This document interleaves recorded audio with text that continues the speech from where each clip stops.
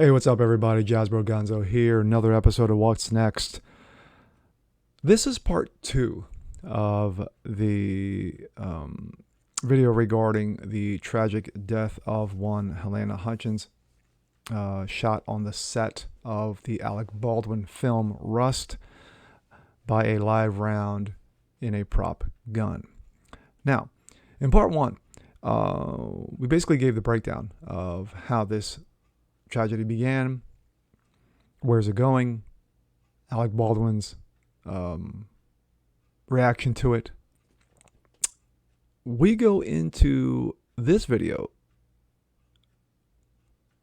You would think that lessons would have been learned. 30 years, the last time a tragic incident like this had happened. This happened to one Brandon Lee, the son of the legendary icon Bruce Lee, on the set of his breakout film, The Crow, which has now become a cult favorite amongst action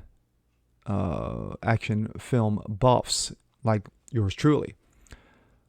But there is a history regarding this prior to Brandon Lee, and we're going to delve into it. Let's take a look.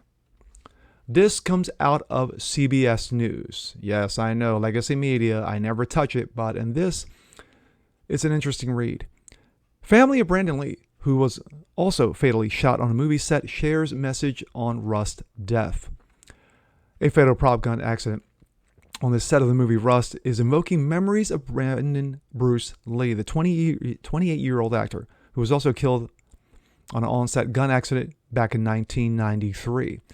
Lee's Twitter account, which is run by his sister Shannon Lee, shared a message about the incident on the set of Rust. Quote, "Our hearts go out to the family of Helena Hutchins and to Joel Souza and to all involved in the incident on Rust. No one should ever be killed by a gun on a film set, period." And that was as of yesterday. Okay. This week, actor Alec Baldwin fired a prop gun while filming on the movie Rust, killing cinematographer Helena Hutchins, injuring director Joel Souza. The gun was a prop, and it is unclear how the firearm was discharged or what type of projectile may have been discharged from it. Currently, the sheriff's office said, and of course the investigation is ongoing. No charges have been filed. Lee, the son of actor and martial arts icon Bruce Lee, was fatally shot on the set of The Crow. He was in North Carolina filming a scene in which his character gets shot when a dummy bullet from a previous close-up shot had been lodged in the barrel. According to Entertainment Tonight at the time, it was discharged when the blanks were used in the same gun in the same sequence, hitting Lee in the abdomen. Lee spent 6 hours in surgery, but was pronounced dead March 31st, 1993. Sharon Lee had shared her brother's death right before her 24th birthday, plummeted into depression. Quote, "I came across this quote that started with my medication for my suffering I have within me," Sharon told CBS News in 2017. "And I remember it hitting me so clearly right in the chest. You have the ability to shift out of this. You have to look for the path and find the way. And so I did."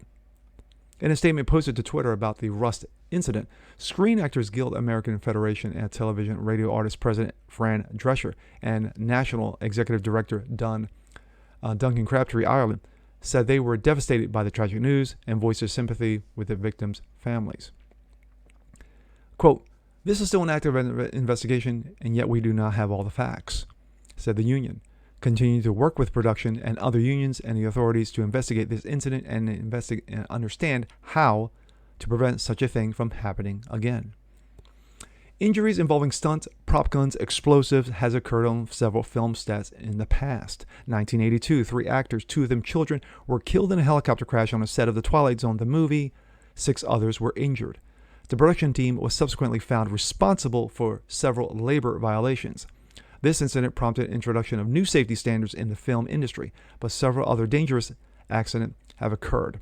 In 2003, Uma Thurman was involved in a car crash on a set of Kill Bill, which crushed her knees and gave her a concussion. Several crew members have died on sets, including a stuntman who died on a set of The Expendables 2 in 2011, a special effects technician on The Dark Knight in a car accident when doing a test run on a special effects facility. Stuntwoman Olivia Jackson, who was hired as a body double for actress Mila Jovovich in the blockbuster action movie Resident Evil, lost her arm in a motorcycle accident. Stunt gone wrong. Jackson sued the producer of the film after she suffered a horrific on-set injury. Her lawsuit filed in LA Superior Court. Harrison Ford was struck by a heavy hydraulic metal door on a set of Star Wars The Force Awakens in 2014, breaking his leg, requiring surgery.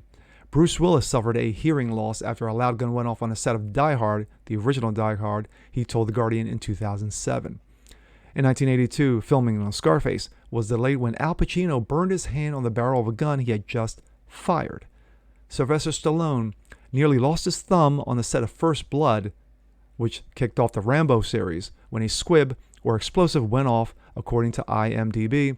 He also said on the set of Nighthawks, a squid burned and nearly killed his co-star, Rutger Hauer.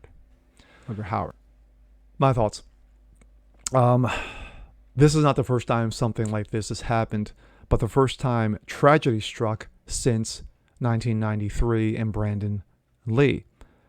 You would have thought that 30 years, not one incident of a tragic death. Let's make it very clear. There have been incidents that have happened before, as I just aforementioned. But when it comes to a death on the set, not since Brandon Lee. Of course, have we seen this now? We see it again, and we're reliving it again, tragically, with the death of Hutchins and the injury to D'Souza on Alec Baldwin's movie. To simply say that lessons have never been learned from this is an understatement. Things do happen. What's the old adage? Shit happens? Yeah, but in this case, you are talking something tragic as the death of a loved one, especially to their family who have lost a wife and a mother. But for Shannon Lee, the sister of Brandon, the daughter of Bruce, to relive this, because she's had to live through this twice, with the death of her father, with questionable circumstances, and of course, the death of her brother. But sadly, this is something that's not going to end. It's going to happen again. Now, to this extent, we don't know. But a number of people have already stepped up and said, listen, regarding the prop weapons, they need to be checked, double-checked, and triple-checked, just like you would do when you are actually using a real firearm and training with a real firearm. You have to double and triple check yourself regarding arming it, regarding safety protocols, safety measures. All of this has to be taken into consideration. When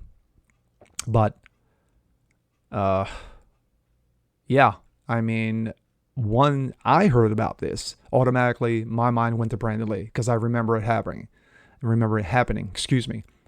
And when the news broke about it, like I said, he did a number of films, smaller films, including one film with Dolph Lundgren, and that was Showdown in Little Tokyo. It was the first time he was actually positioned in a movie with a major player in Dolph Lundgren, which kind of elevated him. And then once he got The Crow, pretty much all hell broke loose because they were like, damn, this guy is legit. And he is going to be he's a future and rising star, and he's going to be around for many, many years to come. Be everything that his father was, and an action superstar. Sadly and unfortunately, that never came to pass. But everyone still loves The Crow. I own a copy of The Crow on Blu-ray, and every once in a while I'll pull it out and to just relive how good this guy truly was. And sadly, he was taken far too soon. But now we're reliving it again. Except this time it wasn't an actor, it was a cinematographer, but nonetheless, a life was taken. And with that being said, I'm Jazz Braganzo. This is What's Next. Want to see more just like this? Please leave a comment below, like it, share it, subscribe to it. And we'll catch you guys on the next one. Peace.